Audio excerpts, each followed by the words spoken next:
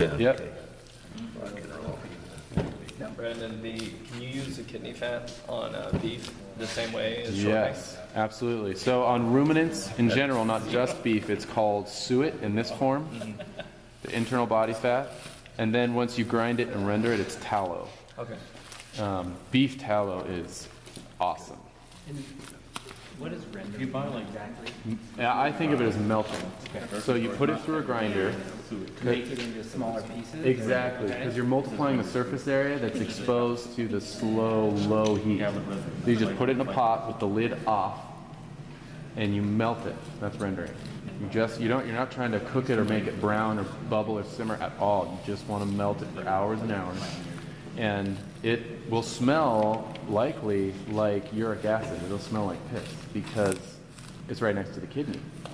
That's why you keep the lid off.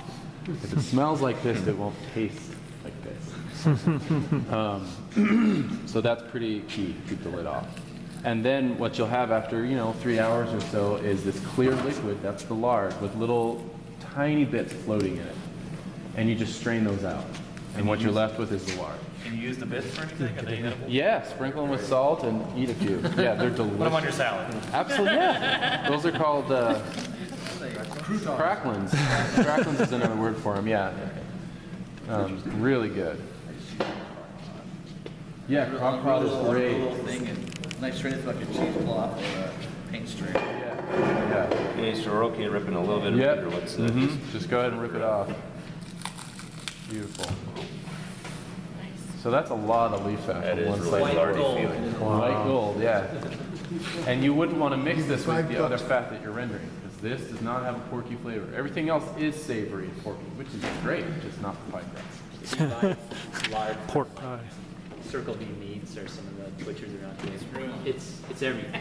Yeah, they just, and if you ask them for your lard back, you just get a mixture of whoever's. They add a bunch of crap to it. That can go, And if you want the silky smooth hand, It's still better than I'm sure some ladies like this. so that's a finished cut. We'll put that down at the top below, and we'll grind it in a minute. So then we will take off this. This is that diaphragm that we cut through to get to the lungs and the heart. This is also the skirt steak. So you just cut it off right down where it connects to the ribs here. All the way up. If you want to eat that, that's a lot of work. Yeah, this is, like we were saying yesterday, the most flavorful piece of muscle tissue on the animal. This tastes more porky than anything else. On a beef cow, it's the most beefy. On a goat, it's the most goaty. How much different is this than the strap? The hanger, they're the same. This Yeah, is that where the hanger was. that's where it We ate was. that yeah. yesterday. That we ate that yesterday, yeah. It's just like the This will hanger. taste the same. It'll taste the same, which is like pork. Because it has, look at how dark it is. I mean, this is not white meat. It's not the other white meat. Right. So we're gonna cook some of that up. It's very dark.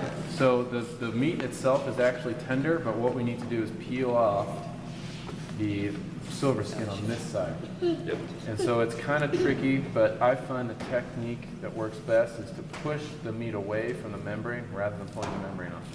Interesting. If Kind of that like makes the fat. No, that's Yeah. the same deal. Push the Right, fat. exactly.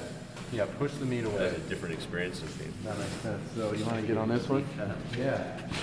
So it'll all, there's the seam. You want to see silver skin on the belly rather than just fresh meat.